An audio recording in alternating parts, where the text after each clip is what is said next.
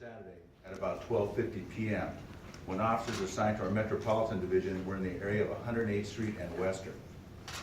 They saw a light blue Nissan Altima with paper plates. Their attention was attracted to the vehicle because of the paper plates, and that the paper plates didn't match the year of the vehicle, so they were suspect that it may be a stolen vehicle. As their attention was fixed to the vehicle, they observed an individual seated in the rear of the vehicle who was later identified as Cornell Snell, who looked in their direction and then ducked down as if to hide from them. They pulled in behind the vehicle and began to follow. The vehicle slowed, and as the officers activated their emergency equipment, the vehicle slowed to the degree that Cornell Snell exited the vehicle, holding his waistband as if he was supporting something.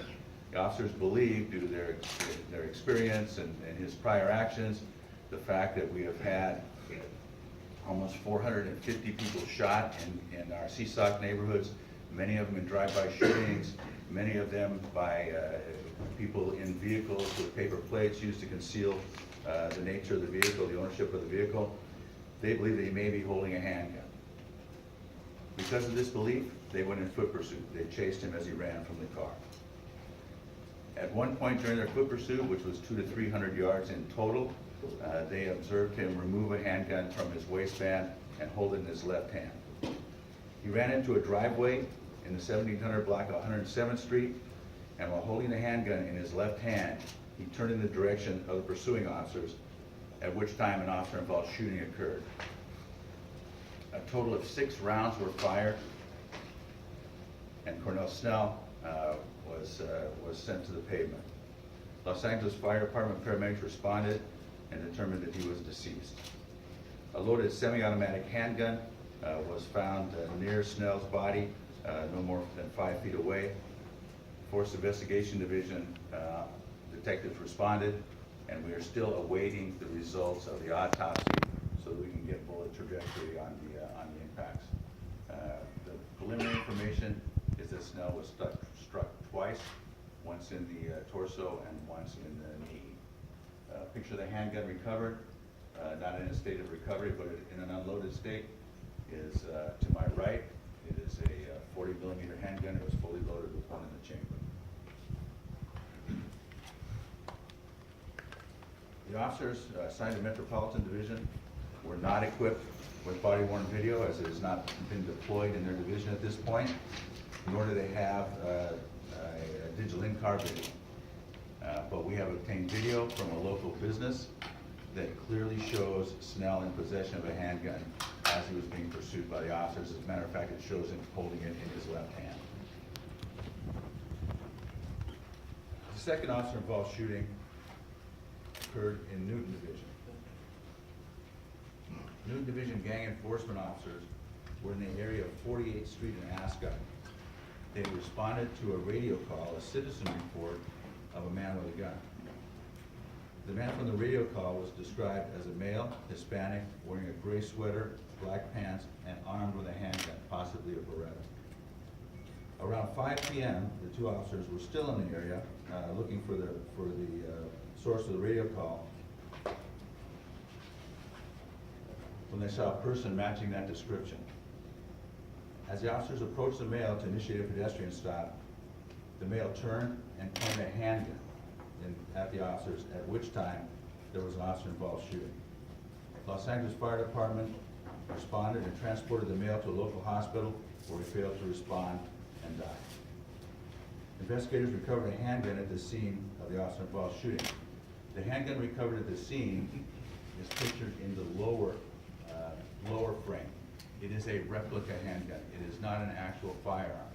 It is a replica handgun that has had the orange tip colored by black paint or black felt pen in order to conceal the fact that it is a replica. The officers in this instance were equipped with body-worn video. I have viewed that body-worn video this morning. It clearly supports the officers' prior statements and versions of this incident, and it clearly refutes any reports that Mr. Snell, that this individual, not Mr. Snell, this individual, because this individual is unidentified at this point, shot while he was laying on the ground. That did not happen. We have not identified this individual at this point. We are working with the coroner's office to do so. If anybody is aware of his identity, we ask you to contact the Los Angeles Police Department. And with that, we will take brief questions. Understand that both these investigations are fluid and ongoing. Many facts are not known yet. The facts that I am absolutely sure of, I have given you. So with that, I'll take a few questions. Chief, there's a big disconnect between what your department has said about some of these shootings and what some people in the community believe about some of these shootings. Some people say that they don't believe that these people were carrying guns and don't seem to care that even if they were carrying guns, said that police shouldn't have shot them. What is your response to that kind of disconnect between the way officers see these shootings and the way some people in the community do? Well, and of course, that was a very difficult issue, you know, and that issue, I think, is compounded by events that have occurred across the country. You know, certainly, we have all seen police-involved shootings that defy justification in other municipalities. I've seen them where I'm at a loss to understand why. I think that affects what happens on the streets of Los Angeles. You know, the Los Angeles Police Department has struggled to reduce violence, particularly in the neighborhoods where these officer-involved shootings occurred. Over, as I said, almost 450 people have been shot in these neighborhoods this year. We are doing our absolute best to take guns out of the hands of those that would use them against others. And sometimes that leads to circumstances where Los Angeles police officers are put into peril and have to defend themselves. And certainly, in both these instances, the officers feared for their lives because of the actions of the individuals that they were pursuing. Chief, did Snell fire? Can you even respond to that? It does not appear that he did, Dave. The weapon is, as you can see, is fully loaded. It is at capacity. One was in the chamber and the magazine was fully loaded, so he did not fire. Were officers aware that he had just gotten out of jail for assault with a deadly weapon? Well, I am sure they were not. I'm sure that they, I have no information which would make me think they recognized Snell as an individual. Chief, would you, you've seen the reaction of many people in our communities here. They seem to be frustrated, and they're expressing that in all these vigils and the protests that we have seen. A lot of them are demanding that they want to see videos if they're available. Will you make those videos available?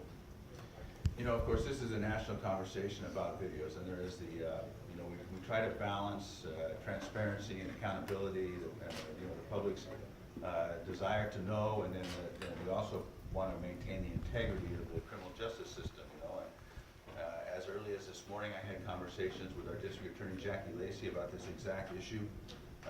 We are working, not only Jackie, but the police commission and I, on protocols where at the right time, a totality of evidence could be released rather than just piecemeal it and release the video without things like the coroner's report, without things like witness statements, without things like, you know, ballistics, without the serology, DNA. You know, it's the totality of the investigation that we want to bring forward to the public, because the reality is that we seek the truth.